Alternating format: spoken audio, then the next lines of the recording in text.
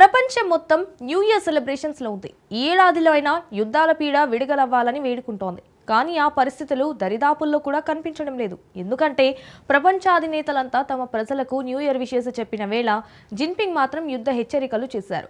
2025లో చైనాతో తైవాన్ పునరేకీకరణను ఎవరు అడ్డుకోలేరు అంటూ అమెరికాకు పరోక్షంగా వార్నింగ్ ఇచ్చారు. సింపుల్గా చెప్పాలంటే తన న్యూ ఇయర్ రిజల్యూషన్ తైపీ ఆక్రమణ అన్ని క్రిస్టల్ క్లియర్ కామెంట్స్ చేశారు. దీనికి ద్వీపదేశం కూడా అదే స్థాయిలో బదులిచ్చింది. సో చైనా అడుగు ముందుకేస్తే అంత చూసేందుకు తాము కూడా సిద్ధమని ప్రకటించింది. అయితే ఏ ధైర్యంతో తైవాన్ చైనాతోనే డీ అంటోంది?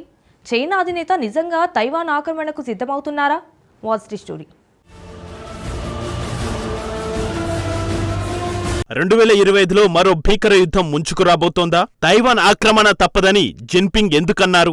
Jinping new year resolution Taipei ఆక్రమణేనా? ప్రపంచమంతా కొత్త సంవత్సరానికి గ్రాండ్ గా వెల్కమ్ చెప్పింది. కొన్ని దేశాలు కొత్త సంవత్సరంలో సరికొత్త లక్ష్యాలను నిర్దేశించుకున్నాయి. చైనా కూడా న్యూ ఇయర్ రిజల్యూషన్ పెట్టుకుంది. కానీ ఆ లక్ష్యం చైనాను ఉన్నతంగా తీర్చిదిద్దాలనో, ప్రజలని ఆర్థిక కష్టాల నుంచి బయటపడేయాలనో కాదు. దశాబ్దాలుగా ప్రజాస్వామ్య పాలనలో అభివృద్ధి చెందుతున్న తైవాన్ని ఆక్రమించుకోవాలని. అవును, ప్రపంచమంతా నూతన సంవత్సర సంబరాల్లో ఉంటే జిన్పింగ్ మాత్రం యుద్ధ వార్నింగ్ ఇచ్చారు. చైనా అధ్యక్షుడు జిన్పింగ్ న్యూ ఇయర్ సందర్భంగా చైనా మీడియాతో మాట్లాడుతూ తైవాన్ విషయంలో తన వైఖరి వెల్లడించారు. తైవాన్ తమ దేశంలో అంతర్భాగమని, వన్ చైనాలో తైవాన్ ఉంటుందంటూ తన ఏకపక్ష ధోరణినే మరోసారి స్పష్టం చేశారు. తైవాన్ జలసంధికి రెండు వైపులా ఉన్నది చైనీయులే. తైవాన్ పునరేకీకరణను ఎవరూ అడ్డుకోలేరు అంటూ పరోక్షంగా అమెరికాను టార్గెట్ చేశారు. జిన్పింగ్ చేసిన ఈ వ్యాఖ్యలే ఇరు దేశాల మధ్య ఉద్రిక్తతలను అమాంతం పెంచేశాయి.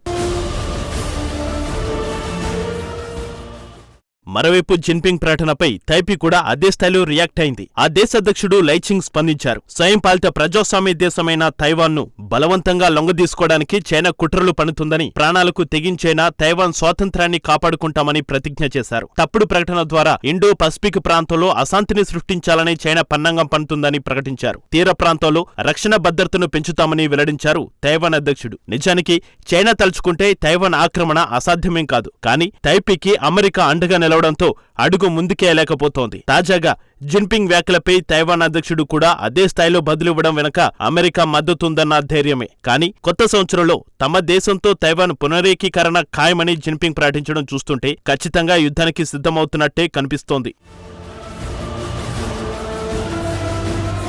చైనా దూకుడుకు కారణం లేకపోలేదు. అమెరికా కొత్త అధ్యక్షుడిగా ట్రంప్ ఎన్నిక కావడం, ఈ నెల 20నే అధ్యక్ష బాధ్యతలు స్వీకరిస్తుండటంతోనే చైనా అప్రమత్తమైంది.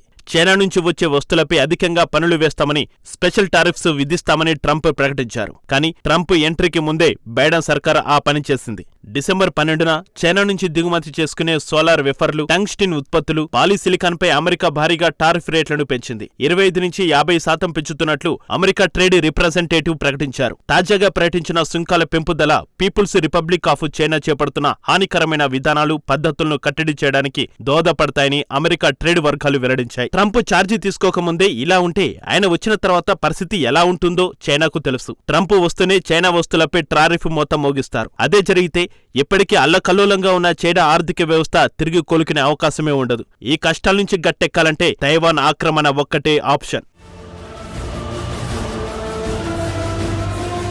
ప్రస్తుతం ప్రపంచాన్ని నడిపిస్తుంది ఒకే ఒక్కటి. ఆ ఒక్కటి ఉంటే ప్రపంచాన్ని కనుసేగుతో శాసించొచ్చు. ఆ ఒక్కటి మరేదో కాదు, semi conductor chip. Technology world లో ఈ చిన్న చిప్ లేకపోతే బతుకు బండి నడవదు. ఆఖరికి ఆధునిక మిలిటరీ ఎక్విప్మెంట్ కు కూడా సెమీ కండక్టర్ చిప్లే ఆధారం. అలాంటి సెమీ కండక్టర్ మార్కెట్ కు Taiwan care of address.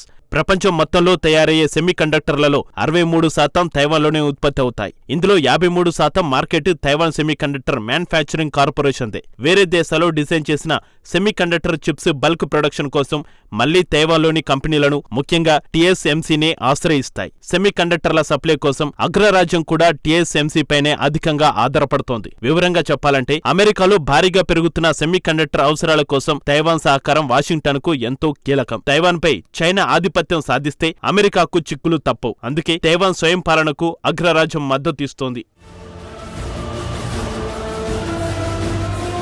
Taiwan స్వయం పాలనలో ఉన్నంత వరకు చైనాపై అమెరికాది ఆధిపత్యమవుతుంది. ఒక్కసారి కనుక తైపీపై డ్రాగన్ పట్టు బిగిస్తే మాత్రం సీన్ రివర్స్ అయిపోతుంది. సెమీ కండక్టర్ మార్కెట్కు బీజింగ్ క్యాపిటల్ అవుతుంది. ప్రపంచ దేశాల అవసరాలను తీర్చే క్రమంలో అన్ని దేశాలపై ఆధిపత్యం చెలాయిస్తుంది. ముఖ్యంగా డిఫెన్స్ సెక్టార్ను చైనా రూల్ చేస్తుంది. టెక్నాలజీ ప్రపంచంలో ప్రతి చిన్న అవసరానికి తనపై ఆధారపడేలా చేసుకుని ఏ ఒక్కరిని ప్రశాంతంగా ఉండనీదు. ఇవన్నీ రియాలిటీలో జరగాలన్నదే జిన్పింగ్ ఆలోచన.